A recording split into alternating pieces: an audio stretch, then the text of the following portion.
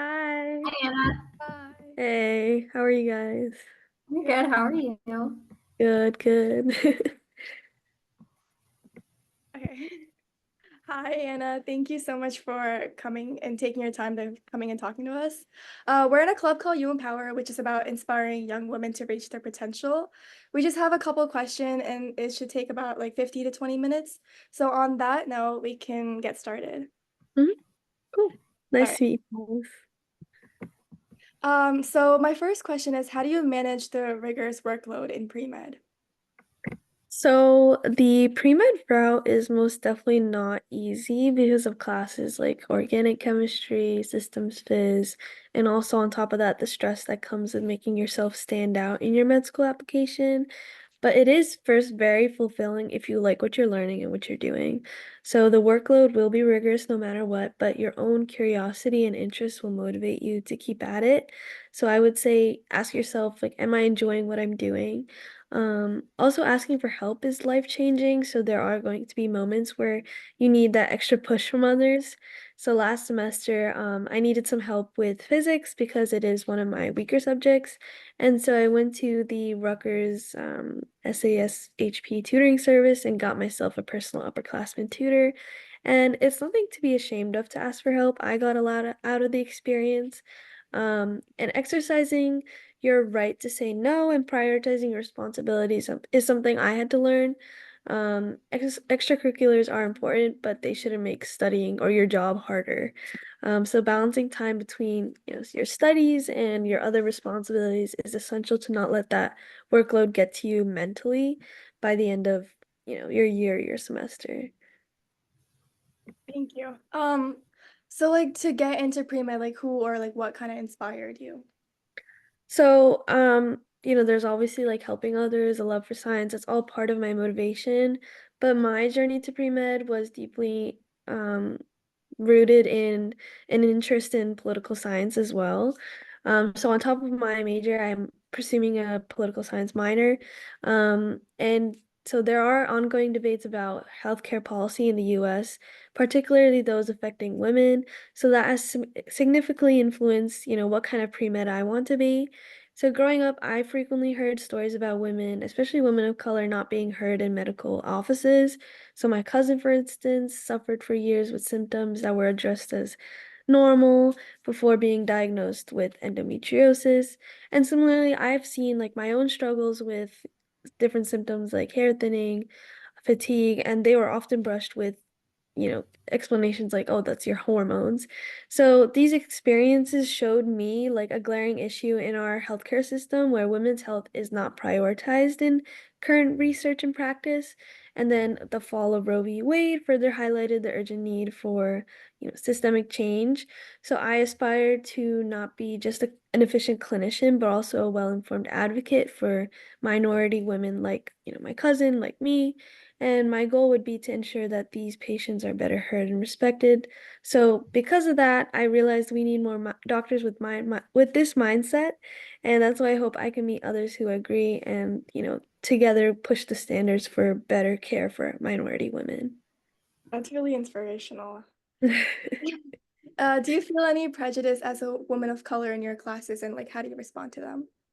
So last semester, actually, I took general chemistry, and it was a very male-dominated class, which was very surprising going to a school like Rutgers. But so I was in recitation, which is like a smaller classroom setting where we go through extra practice problems, and I was sitting next to a bunch of men, and we had to work together, and I feel like there was definitely some sort of like, oh, you don't know as much as we do kind of mentality. And so, I just had to keep my head straight. Um, and understand why I'm here. I'm here because I want to be and I'm interested in this subject. And then yeah, there are difficulties when it comes to like people underestimating you as a woman, but just making sure that you know yourself, you know that you deserve to be here and not falling to that imposter syndrome will help to, respond to these like prejudices. So, what would be the most challenging part of pre med and how did you overcome it? So the most challenging part would probably be the, you want to resemble other people's journeys. And when you're talking to other doctors in the field, you kind of feel tempted to resemble their journey and, oh, they're an EMT, so I got to be an EMT kind of thing. And I feel like I kind of see that as falling into like a cookie cutter stereotype. So I don't know, just like resisting that temptation and understanding that like the extracurriculars that I like that might not be the traditional pre-med extracurricular is still important. And shaping my own journey so that I don't seem like I'm in it for the wrong reasons. And so I just had to sit down and be like, what do I actually enjoy and how does this relate to why I want to be a pre-med? And that has definitely helped me to focus myself on what I'm doing and not take on so many priorities and again, balance my workload as well. Okay. So, if you would like to share what personal values or beliefs like guided your approach to study and prepare for this career? So my mom and my parent, or my mom and my dad are immigrants. So I am first gen. So hearing their story of how they worked hard, my mom went to different countries to learn nursing and became a nurse practitioner here. And, hearing her hard work motivates me to also hard work, work hard. And so, yeah, I think they have inspired me in particular to, face the challenges that come with the pre-med route.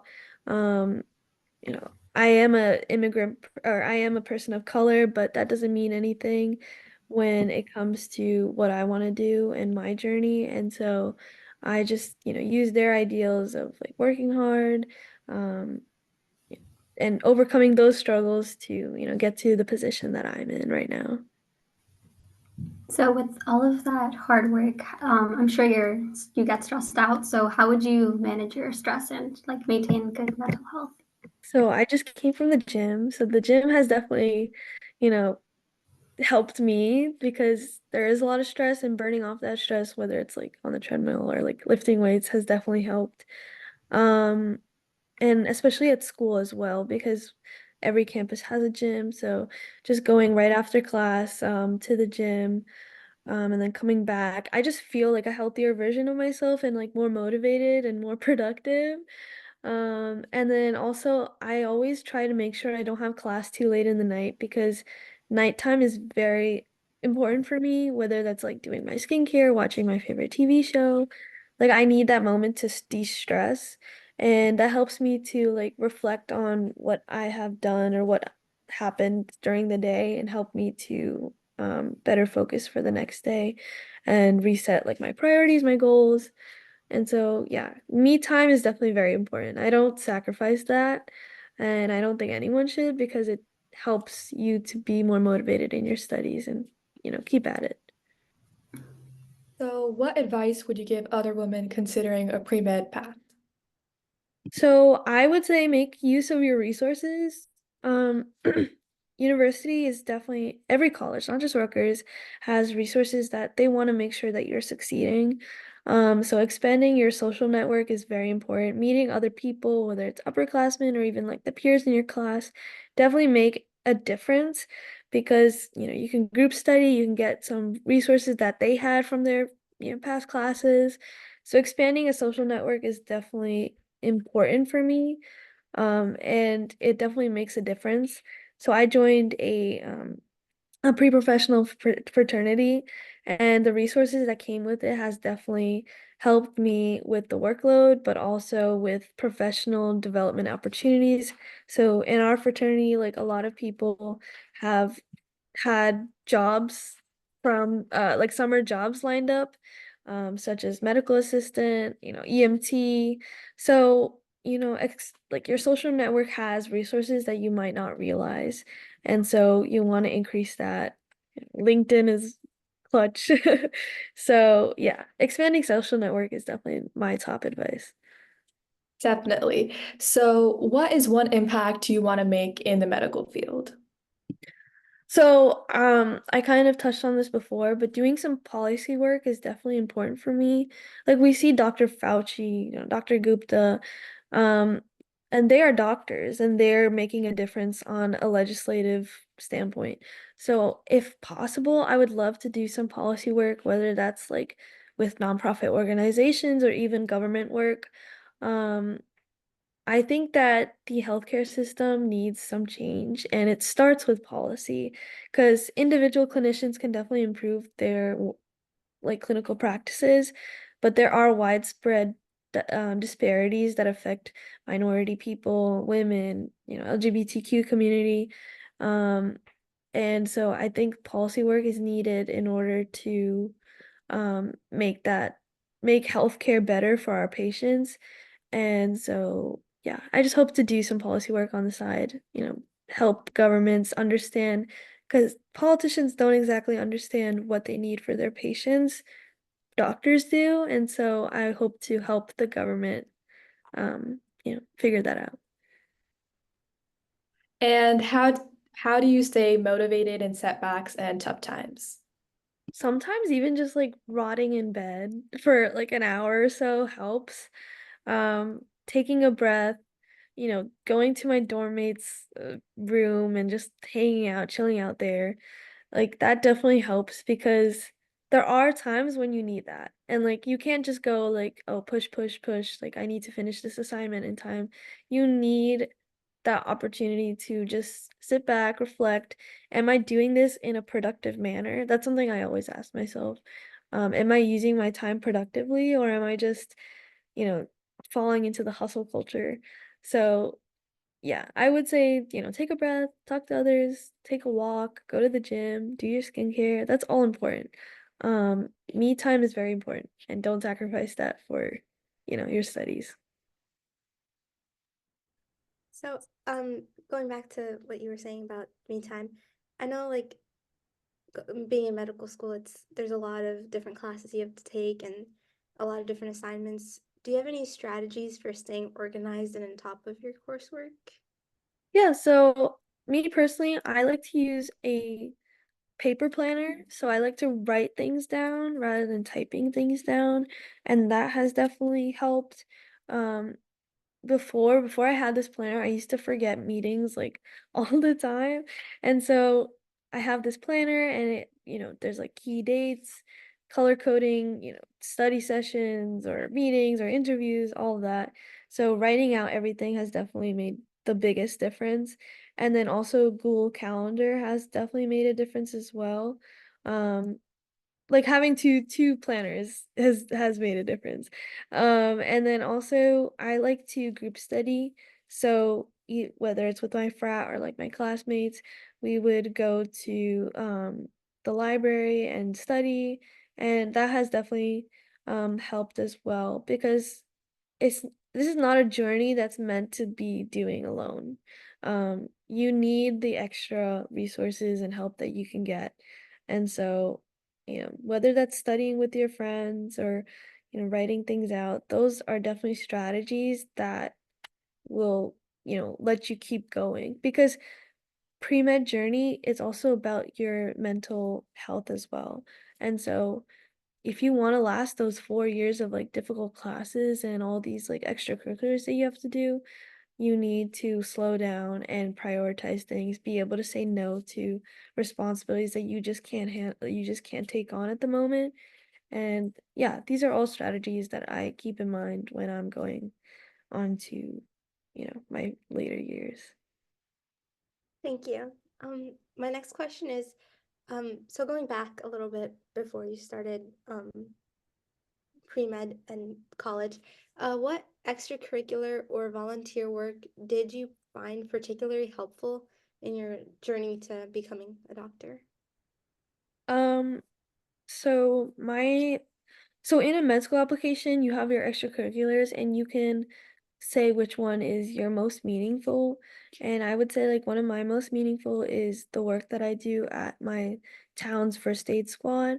So I am an EMT, but also I am a secretary for the organization. So basically as part of my job, I write thank you letters to our town's donors. Um, and I think that was helpful because not only did I, get the clinical side with the EMT, but also I got like administration work as an as a secretary. And so it taught me two very different jobs that all have to relate to pre-med because, you do have to practice, but you also have to, keep up to date on research, your continuing hours, administration work, all of that is important. And so I think EMT and the work that I do at the Springfield First Aid Squad has definitely helped me to balance both sides of the medical world and um yeah, just solidify my skills in the field and also, back in the office. Thank you. So our last question is, what does leadership mean to you in the context of healthcare, and how do you see yourself as a leader? So I would say as a pre-med in and wanting to join the healthcare field, I would want to be a beacon of change. Um, and also I would want to hold other people accountable. Um, there are many, like I said, there's a lot of stuff that needs to be changed in our healthcare field, and that only starts with a couple few individuals. Um, and so if I could, we hear stories about malpractice and stuff. So if I could hold people accountable and make sure that they are patient, they're hearing out their patients as well, using all of their resources, then we won't have patients slipping through the cracks where they have things that aren't diagnosed for years. And so I would want to hold people accountable and not just other doctors, but like healthcare politicians, insurance companies, all of that. I think accountability and responsibility is something that should be improved in our healthcare system. And so if I were able to join the healthcare field, I would make sure that that's something that I hold, true to my heart because just like the people who greet you in the office, all of these people make a difference in the healthcare that you're receiving. And so if I could hold people accountable and help, join other doctors who with the same mindset, then I think the system would be much better for our patients. Thank you so much. That was really great. That was all the questions that we had. Thanks for joining us. It's pretty inspirational, like what you're doing and like how you want to help people. I think your passion for it, it's like it can be seen in the way you speak about like what you want to do. Um, yeah, and thank you so much. Well, Good thank you for having good luck on your journey. me. Thank you, and good luck on yours. Thank you. So, this is recorded. I hope you don't mind. It's gonna go on to a